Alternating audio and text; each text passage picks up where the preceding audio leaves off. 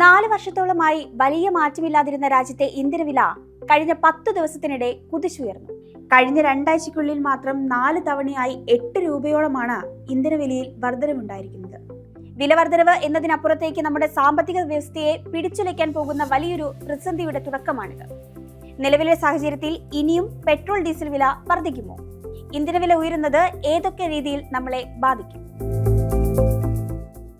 എന്തുകൊണ്ടാണ് ഇപ്പോൾ ഇന്ധനവില കൂടുന്നതെന്ന് ആദ്യം നോക്കാം. ഇതിന് പ്രധാന കാരണം നമ്മുടെ അതിർത്തികൾക്ക് അപ്പുറത്താണ്. പശ്ചിമേഷ്യയിലെ സംഘർഷം, പ്രത്യേകിച്ച് ഇസ്രയേൽ അമേരിക്ക സഖ്യവും ഇറാനും തമ്മിലുള്ള യുദ്ധസമാനമായ സാഹചര്യം ആഗോള എണ്ണ വിപണിയെ കലുഷിതമാക്കിയിരിക്കുകയാണ്. ലോകത്തെ എണ്ണക്കടത്തിന് ഏറ്റവും സുപ്രധാനമായ ഹോർമൂസ് കടലിടുക്ക് ഭാഗികമായി അടഞ്ഞതും ഗതാഗതം തടസ്സപ്പെട്ടതും അസംസ്കൃത എണ്ണയുടെ വിതരണ ശൃംഖലയെ ബാധിച്ചു. ഇതിന്റെ ഫലമായി അന്താരാഷ്ട്ര വിപണിയിൽ ക്രൂഡ് ഓയിൽ വില ബാരലിന് $120 വരെ ഉയർന്നു. ഇത് ഇന്ത്യയെ പോലെയുള്ള ഇറക്കുമതി ആശ്രയിക്കുന്ന രാജ്യങ്ങളെ ദോഷകരമായി ബാധിച്ചു. ഇന്ത്യ തങ്ങൾക്ക് ആവശ്യമുള്ള അസംസ്കൃത എണ്ണയുടെ 85 മുതൽ 90% വരെ ഇറക്കുമതി ചെയ്യുന്ന രാജ്യമാണ്. അതുകൊണ്ട് തന്നെ അന്താരാഷ്ട്ര വിപണിയിലെ ചെറിയ മാറ്റങ്ങൾ പോലും നമ്മുടെ രാജ്യത്തെ നേരിട്ട് ബാധിക്കും. അന്താരാഷ്ട്ര വിപണിയിൽ എണ്ണ വാങ്ങുന്നത് US ഡോളറിലാണ്. രൂപയുടെ മൂല്യം ഇടിയുന്നതും ഡോളർ കരുത്താർജിക്കുന്നതും ഇറക്കുമതി ചെലവ് വർദ്ധിപ്പിക്കും. റഷ്യ യുക്രൈൻ യുദ്ധസമയത്ത് ഇന്ത്യ കുറഞ്ഞ നിരക്കിൽ റഷ്യൻ ക്രൂഡ് ഓയിൽ വാങ്ങിയിരുന്നുവെങ്കിലും അമേരിക്കയുടെ പുതിയ വിദേശ നയങ്ങളും സാമ്പത്തിക ഉപരോധങ്ങളും കാരണം ഇപ്പോൾ ഇത്തരം കുറഞ്ഞ നിരക്കിലുള്ള എണ്ണ ലഭ്യത കുറഞ്ഞിട്ടുണ്ട്.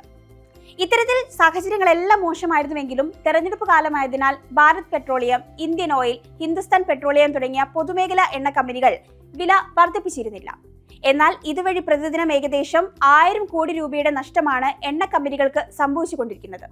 നിലവിലെ വില വർധനവിന് ശേഷവും ഡീസൽ ലിറ്ററിന് 25 മുതൽ 30 രൂപ വരെയും പെട്രോളിന് 10 മുതൽ 14 വരെയും നഷ്ടമുണ്ടെന്നാണ് BPCL ചെയർമാൻ പറയുന്നത്. ഈ പാദത്തിൽ എണ്ണ കമ്പനികളുടെ ആകെ നഷ്ടം 57,000 കോടി മുതൽ 58,000 കോടി രൂപ വരെയാകുമെന്നാണ് കണക്കുകൂട്ടൽ. കേന്ദ്ര സർക്കാർ ഇറക്കുമതി നികുതി കുറച്ചിട്ടും കമ്പനികൾ ഓരോ ലിറ്ററിലും 17 മുതൽ 18 രൂപയുടെ നഷ്ടം നേരിടുന്നുണ്ട്. ഈ നഷ്ടങ്ങൾ നികത്താൻ ഇപ്പോൾ വില വർദ്ധിപ്പിക്കുകയല്ലാതെ എണ്ണ കമ്പനികൾക്ക് മറ്റ് മാർഗങ്ങളില്ല. എന്നാൽ മറ്റ് രാജ്യങ്ങളെ അപേക്ഷിച്ച് ഇന്ത്യയിൽ ഇപ്പോഴുണ്ടായ വർധനവ് താരതമ്യേന കുറവാണെന്നാണ് സർക്കാർ അവകാശപ്പെടുന്നത്. കഴിഞ്ഞ 3 മാസത്തെ കണക്കെടുത്താൽ പാകിസ്ഥാനിൽ 54.9%, UAEയിൽ 52.4%, അമേരിക്കയിൽ 44.5% വില ഉയർന്നപ്പോൾ ഇന്ത്യയിൽ അത് വെറും 4 മുതൽ 5% വരെ മാത്രമാണ്. എങ്കിലും ഈ സമാധാനം അധികകാലം നീണ്ടു നിൽക്കില്ലെന്നാണ് വിദഗ്ധരുടെ മുന്നറിയിപ്പ്.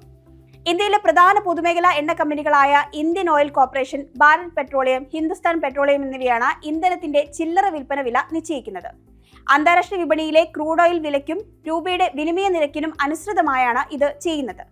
അന്താരാഷ്ട്ര വിപണിയിലെ വിലയ്ക്ക് പുറമെ എണ്ണ റിഫൈനറികളിൽ എത്തിച്ച് ശുദ്ധീകരിക്കുന്നതിനുള്ള ചെലവ്, സംഭരണശാലകളിൽ എത്തിക്കാനുള്ള ചരക്കുകൂലി, ഇൻഷുറൻസ്, കേന്ദ്ര സർക്കാർ ഓരോ ലിറ്ററിനും ഈടാക്കുന്ന നിശ്ചിത തുകയായ കേന്ദ്ര എക്സൈസ് ഡ്യൂട്ടി, പെട്രോൾ പമ്പ് ഉടമസ്ഥർക്ക് നൽകുന്ന വിഹിതമായ ഡീലർ കമ്മീഷൻ, ഓരോ സംസ്ഥാന സർക്കാരും ചുമത്തുന്ന വിൽപ്പന നികുതിയായ സംസ്ഥാന വാറ്റ് എന്നിവയെല്ലാം പരിഗണിക്കും.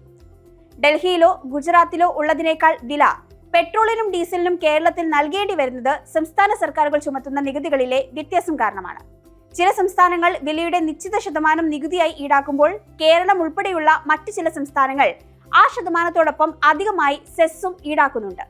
പെട്രോളിന് 30.08% വിൽപ്പന നികുതിയും അതിനൊപ്പം 1 രൂപ അധിക വിൽപ്പന നികുതിയും 1% സെസ്സും ഈടാക്കുന്നുണ്ട്. ഇതിനു പുറമെയാണ് 2 രൂപ സാമൂഹ്യ സുരക്ഷാ സെസ് ജനങ്ങളിൽ നിന്ന് ഈടാക്കുന്നത്. ഡീസലിന്റെ കാര്യത്തിലും സ്ഥിതി വ്യത്യസ്തമല്ല. വില ഇനിയും വർദ്ധിക്കുമോ? ഇന്ധനവില ഇനിയും വർദ്ധിക്കാൻ സാധ്യതയുണ്ടെന്നാണ് റിപ്പോർട്ടുകൾ. എണ്ണ കമ്പനികൾ ഇപ്പോഴും ഓരോ ലിറ്ററിലും വലിയ നഷ്ടം നേരിടുന്നുണ്ട്. ഈ നഷ്ടം നികത്താൻ ലിറ്ററിന് 10 രൂപ മുതൽ 15 രൂപ വരെ ഇനിയും വർദ്ധിപ്പിക്കേണ്ടി വരുമെന്നാണ് സാമ്പത്തിക വിദഗ്ധരുടെ വിലയിരുത്തൽ. ഇതിനിടെ ഇന്ധനവില കുറയ്ക്കുന്ന കാര്യം ഗൗരവമായി ആലോചിക്കുമെന്ന് മുഖ്യമന്ത്രി VD സതീശൻ പ്രഖ്യാപിച്ചതാണ് കേരളത്തിലുള്ളവരുടെ ഏക പ്രതീക്ഷ. സംസ്ഥാനത്തിന് ലഭിക്കുന്ന നികുതി വിഹിതത്തിൽ അല്ലെങ്കിൽ സെസ്സിൽ ഇളവ് വരുത്തിക്കൊണ്ട് ജനങ്ങൾക്ക് ആശ്വാസം നൽകാനാണ് പുതിയ സർക്കാർ ലക്ഷ്യമിടുന്നത്. അടുത്ത മാസം അവതരിപ്പിക്കുന്ന പുതിയ സർക്കാരിന്റെ ആദ്യ ബജറ്റിൽ ഇന്ധന നികുതി കുറയ്ക്കുന്നത് സംബന്ധിച്ച നിർണായക പ്രഖ്യാപനങ്ങൾ ഉണ്ടായേക്കുമെന്നാണ് സൂചന. എന്തായാലും ഇന്ധനവില കുറഞ്ഞില്ലെങ്കിൽ സാഹചര്യം മോശമാകും. ചരക്ക് ഗതാഗത ചെലവ് കൂടുന്നതോടെ പാൽ, പച്ചക്കറി, പലചരക്ക് സാധനങ്ങളുടെ വില ഉയരും. കൃഷി ആവശ്യങ്ങൾക്കും ഡീസൽ ഉപയോഗിക്കുന്നതിനാൽ കർഷകർക്കും ഇത് തിരിച്ചടിയാകും. പെട്രോൾ, ഡീസൽ, CNG എന്നിവയുടെ വില കൂടുന്നത് ടാക്സി, ഓട്ടോറിക്ഷ, ബസ് ചാർജുകൾ വർദ്ധിപ്പിക്കാൻ ഉടമകളെ നിർബന്ധിതരാക്കും. ഓല, ഊബർ തുടങ്ങിയ കമ്പനികൾ തങ്ങളുടെ നിരക്കുകൾ വർദ്ധിപ്പിക്കുകയോ സർജ് പ്രൈസിംഗ് ഏർപ്പെടുത്തുകയോ ചെയ്തേക്കാം. ഏവിയേഷൻ ടർബൈൻ ഫ്യൂവലിന്റെ വില വർദ്ധിപ്പിക്കുന്നത് വിമാന ടിക്കറ്റ് നിരക്കുകൾ കുത്തനെ ഉയരാൻ കാരണമാകും. സ്വിഗ്ഗി, സൊമാറ്റോ, ബ്ലിങ്കിറ്റ് തുടങ്ങിയ ഓൺലൈൻ ഡെലിവറി പ്ലാറ്റ്ഫോമുകൾ ഡെലിവറി ചാർജുകളോ പ്ലാറ്റ്ഫോം ഫീസിലോ വർധനവ് വരുത്താൻ സാധ്യതയുണ്ട്. ഇത് ഓൺലൈൻ ഷോപ്പിംഗും ഭക്ഷണ വിതരണവും കൂടുതൽ ചിലവേറിയതാക്കും. ഗതാഗതത്തിനും ഭക്ഷണത്തിനുമായി കൂടുതൽ പണം ചിലവഴിക്കേണ്ടി വരുമ്പോൾ കുടുംബങ്ങളുടെ സമ്പാദ്യം കുറയും. വിലക്കയറ്റം നിയന്ത്രിക്കാനായി റിസർവ് ബാങ്ക് പലിശ നിരക്കുകൾ വർദ്ധിപ്പിച്ചേക്കാം. ഇത് ഭവന വായ്പകൾ, വാഹന വായ്പകൾ, ബിസിനസ് വായ്പകൾ എന്നിവയുടെ പലിശ വർദ്ധിക്കാൻ കാരണമാവുകയും സാമ്പത്തിക തിരിച്ചടി ഉണ്ടാക്കുകയും ചെയ്യും. ചുരുക്കത്തിൽ രാജ്യത്തെ പണപ്പെരുപ്പം ഉയർത്താൻ ഈ ഇന്ധന വിലക്കയറ്റം കാരണമാകുമെന്ന് സാരം. പശ്ചിമേഷ്യയിലെ സമാധാനം പുനഃസ്ഥാപിക്കപ്പെടുന്നതുവരെ ഇന്ധന വിപണിയിലെ ഈ അനിശ്ചിതത്വം തുടരാനാണ് സാധ്യത. നമ്മുടെ സാമ്പത്തിക ആസൂത്രണങ്ങളിൽ വലിയ മാറ്റങ്ങൾ വരുത്തേണ്ട ഒരു കാലഘട്ടത്തിലൂടെയാണ് നമ്മൾ കടന്നുപോകുന്നത്.